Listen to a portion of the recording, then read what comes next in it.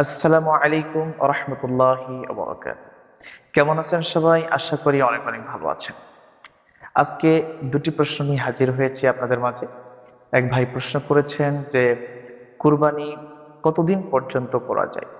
কুরবানি কতদিন পর্যন্ত করা যায়? খুব সুন্দর একটি প্রশ্ন করেছেন। আরেকটি প্রশ্ন, কুরবানি কখন থেকে শুরু করা যাবে?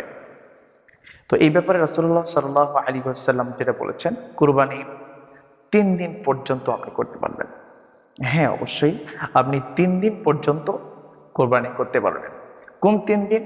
বিশ্বনবী রাসূলুল্লাহ সাল্লাল্লাহু আলাইহি ওয়াসাল্লাম বলেছেন, জিলহজ মাসের 10 তারিখ এবং 11 তারিখ এবং 12 তারিখ, এই 3টি দিন আপনি কোরবানি করতে পারবেন। তবে জিলহজ মাসের 12 তারিখে সন্ধ্যা ঘনিয়ে আসার আগেই আপনাকে কোরবানি জবাহ করতে হবে।